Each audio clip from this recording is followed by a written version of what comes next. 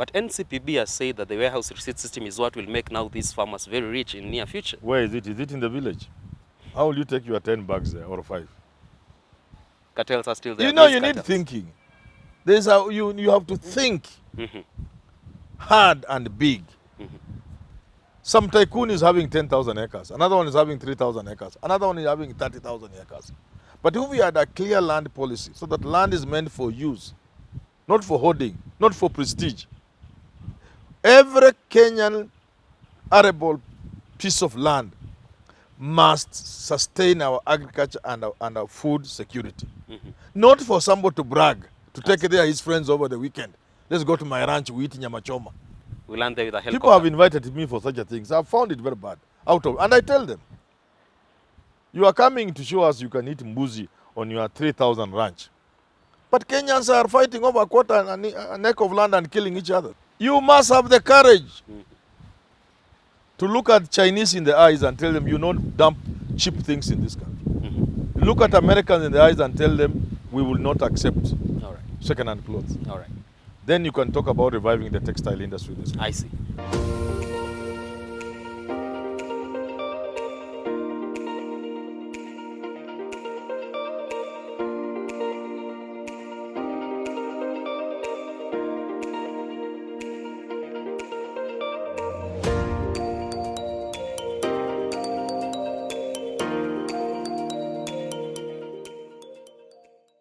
And you're just in time for Business Glide here on Herman Manyora's channel. My name is Richard Mwenja. Always a pleasure having you with us on board.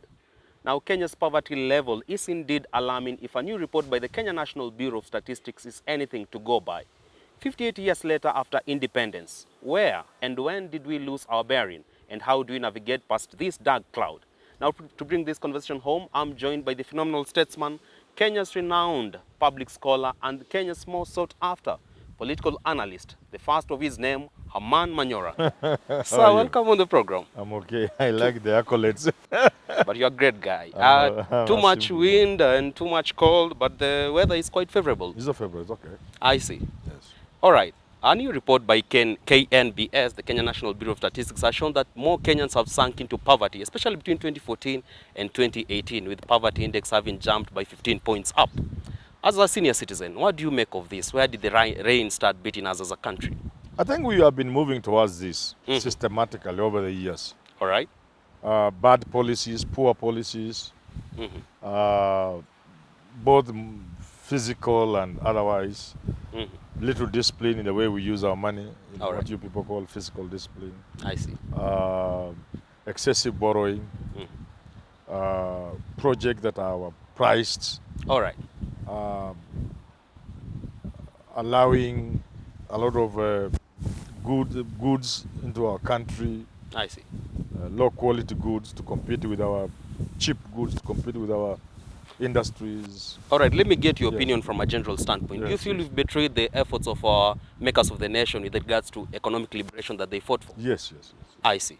I think those who fought for independence, first and foremost, they fought for the dignity of the African person. I see. And you cannot have dignity in poverty, in misery, in squalor. All right. So certainly if they woke up from their graves, they will wish to go back to the graves because this is not what the Kenya they had in mind. All right. Yeah. I see. Sakari has just published their first half for the financial year 2021-22 report, and they have surpassed some of their targets. Talk of the custom taxes collection target was surpassed by 33 billion, whereas the domestic tax collection by 14 billion. This is thanks to deployment of extensive data intelligence services. Do you see that these are part on their back and also a positive signal that life's going to be better for many citizens? Any coin extra that come in, we say thank you to them. We ask them to do a lot more than that. All right. But of course, a lot needs to be done. They need to improve their systems. They need to up their game. And they will not be talking of 33 billion. They could be talking about 200 billion. I see. So you mean that they have gone a step forward in terms of curbing out tax cheat, tax evasion that we've been saying before? In some small way, yes. All right. But they still have so much that they can do. So, especially domestic tax. A lot they have not done. All right. Talking about poverty, the subject of landlessness in Kenya is a highly emotive and contentious subject. We still see people in Olmorani, in Laikipia, Suguta Valley, and so forth, such places being landless and constant conflicts here and there. Will you say that as a country we need now to beef up security so that even people live in that area can really partake their productivity activities day in, day out? You don't beef up security there. You take their security because there's a problem. You deal with the problem. You don't need to pour soldiers in Laikipia. You deal with the problem in Laikipia. Really? When you have land issues, deal with the land issues. Don't pour Askari there. That's postponing a problem.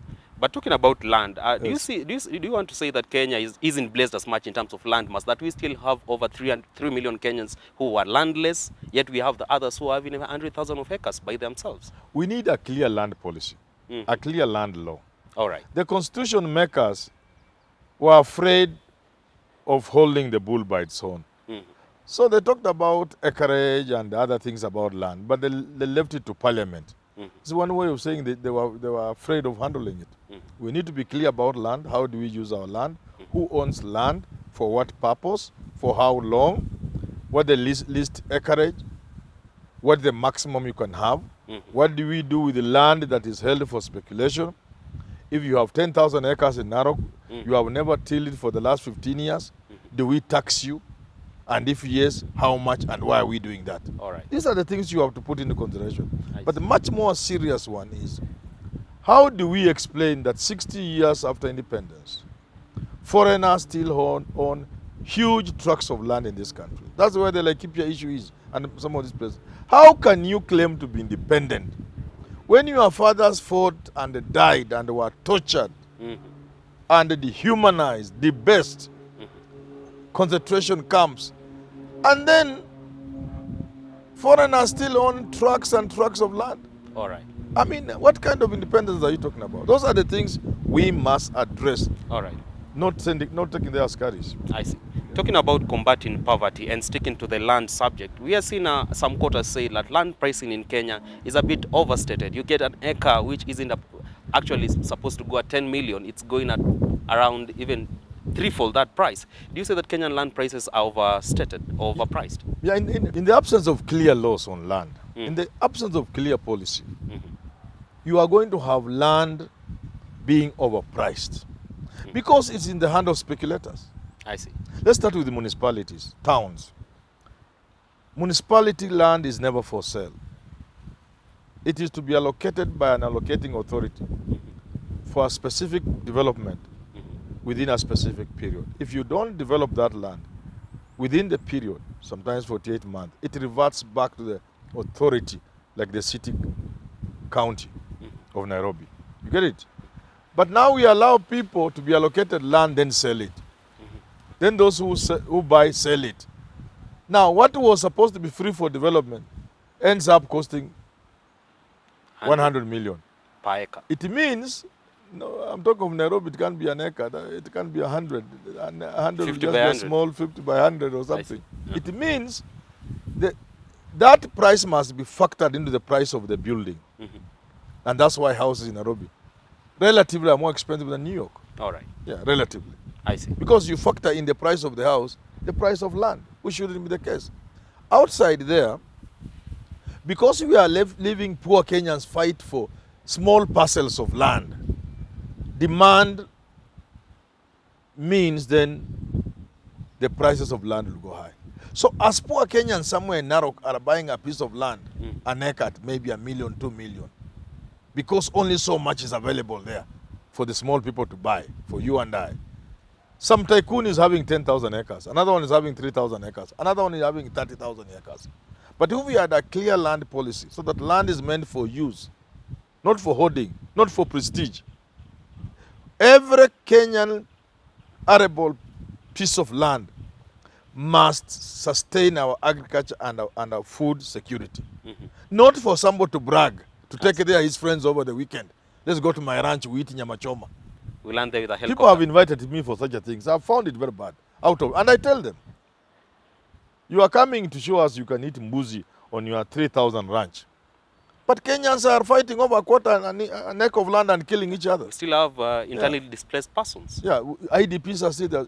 Look, Kenyans are killing each other and fighting each other over a quarter an acre of land. I see. But just next door, some tycoon has 14,000 acres of land, which most likely grabbed from ADC land. All right. So we must be very clear about these things. I see. Yeah. Majority Kenyans living under the poverty line have advanced the conversation that Deputy President William Ruto is best suited to drive them out of this poverty through his empowering of SMEs, that's the small and medium-sized enterprises, as well as the SMEs.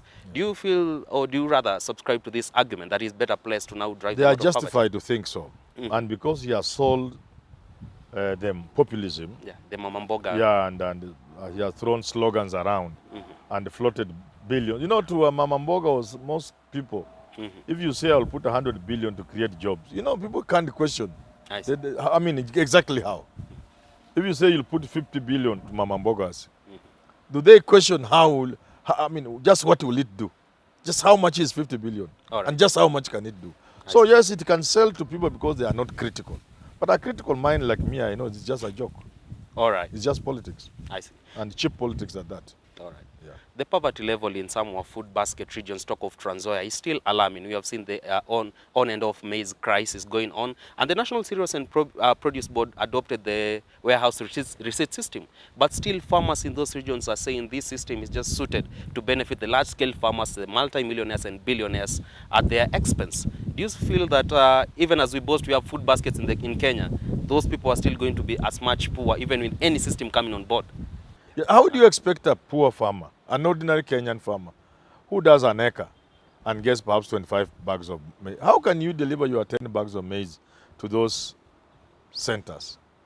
Certainly your 10 bags will be bought by a middleman who will buy yours and your neighbors and then deliver. All right. So the policies are not farmer friendly.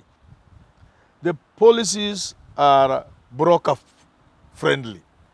And the political leaders are the ones shortchanging their own people. But NCPB has said that the warehouse receipt system is what will make now these farmers very rich in near future. Where is it? Is it in the village? How will you take your 10 bags there or 5? Cartels are still there. You know, These you need cartels. thinking. There's how you have to think hard and big to create a warehouse and start A a receipt receipt system. doesn't really make sense. Doesn't make sense. But we are curbing post-harvest losses and all that. What I'm saying is, you are still playing into the hands of the broker. Only the broker can get maize. Because where are you delivering the maize? Are those people going to go around collecting maize from farmers? And they will talk of costs. You see, as Manyora, if I were to advise them, I would say, instead of building maize storage facilities with all the receipting nonsense in the maize producing areas, I see. I would build them in the maize consuming areas. You get it? Where the farmer will be facilitated to deliver his maize to Vihiga, a net consumer. Around Vihiga, the different centers in Vihiga, you have those warehouses, those silos, whatever, cheap ones. So the farmer is delivering their maize to a consumer and interacting with the consumer. What the government is doing is just facilitating the farmer by putting storage facilities where the consumer is. All right. So 10 of us in our village, we will pool resources, get a lorry that can carry yours and mine and Kim's, and we deliver to some store in Vihiga. All right. You get it? So that instead of the maize finally becoming 2,000 or 3,000 per bag, at Vihiga, it will end up being like 4,500, for example. Now you remove 300, 400 for transportation and all that. and you have your 1,000 extra. All right. That's like value addition. Definitely. Better still, you could even have value addition chains where there are simple milling facilities in the consuming areas. You get it? Yeah. Better still, you facilitate farmers within the maize growing areas to do value addition to their maize. That is thinking, but saying this receipting, this is rubbish. All right. Yes. Financing education in Kenya has also driven quite a number of households into poverty. And a recent report by the The National Households Budget Service showed at least 30% of households spend their income on education programs, and particularly on school fees. With the increased number of private schools on board and also increment of fees, say, at the University of Nairobi and other public education centers, do you feel that as a country we need now the conversation about making education as cheap as possible so that at least we can have some saving culture through the income we are getting as households? Education in Kenya is expensive, very expensive, and poor. Imagine having in one sentence expensive and poor. Let me tell you, there's a direct link between poverty in this country and the absence of certain services or poor services. If you want to address poverty in Kenya, address health. Let people get quality health care that is free. Let Kenyans get free quality education. And you will have dealt poverty a major blow. Because a lot of the incomes in the low income brackets, a lot of people in this bracket spend their money on education, which is actually poor and useless, and on medical care, which is a buccaneering kind of thing. The mushrooming clinics that are out to exploit poor Kenyans because government hospitals are not accessible. And whenever they are accessible, do not offer the services. And whenever they offer the services are poor. It is driving people into those funny clinics where a lot of money is being spent. Equally with education, people have come to this conclusion that government schools are so bad that even poor people take their children to so-called academies. You should go in the rural areas and see what people are calling academies. All right. And that's where people go, take their children. So education is consuming incomes that is leading to poverty in this country. All right. We've seen the collapse of our highly grossing industries at one point. Talk of cotton industry in Kisumu, the Mumias Sugar Company, and just the larger sugar industry. Presidential aspirant Raila Odinga has promised that once he gets the top seat, surely he get the top seat, he will revive such industry in every region. Talk of Taita Taveta, the sisal plantations and so forth. Do you feel that the silver bullet we need as a country to drive every Kenyan in poverty in their villages spread across the country? Yeah, we need to revive industries that have collapsed. There's no doubt about that. But we need to go beyond saying. Before you tell me you are going to revive Kikomi in Kisumu, where Raila comes from, you must tell me what you will do to the cheap imports that are coming in this country. The mitumba. Mitumba and the cheap textiles. I see. You must have the courage to look at Chinese in the eyes and tell them you don't dump cheap things in this country. Look at Americans in the eyes and tell them we will not accept second-hand clothes. All right. Then you can talk about reviving the textile industry in this country. I see. Just to wrap up our conversation today, from a general standpoint, with Kenya revenue authorities now kind of encouraging figures on board, do you see now with improved revenue collection, Kenyans should now at least start smiling that in the near future they are going to have an decent life? There's not much they have done. First of all, they should lower taxes. Of course, that is something beyond them. It's a government thing. Lower taxes. All right. Spread the tax brackets, collect more, and use the taxes well. All right. Well, an elder has spoken. That's why we wrap up our conversation touching on poverty issue in Kenya here on Business Glide. That is Herman Manyora, your renowned public scholar and renowned political analyst, giving you insights into how as a country we can move beyond the dark cloud of poverty and ensure that in the near future such issues are addressed today, if not yesterday. For Fun of the Week, we go all the way to Ontario, Canada. We get a lady by the name Natasha Tuikuze. Natasha Tuikuze from Ontario, Canada. How jambo. We are happy that you are joining us. We are happy that you are part of us. And please encourage others, both Kenyans and non-Kenyans, to join this family by subscribing and joining. Well, until that point, that's where I switch my mic and your voice is on. Do engage us on our social media platforms. I'm at Mwenja Richard on Twitter. Our social media handles are at Herman Manyora on Facebook, at Herman Manyora on YouTube as well. Until next time on Business Glide, stay blessed. But up next on your screen is the Business Glide African Proverb of the Day.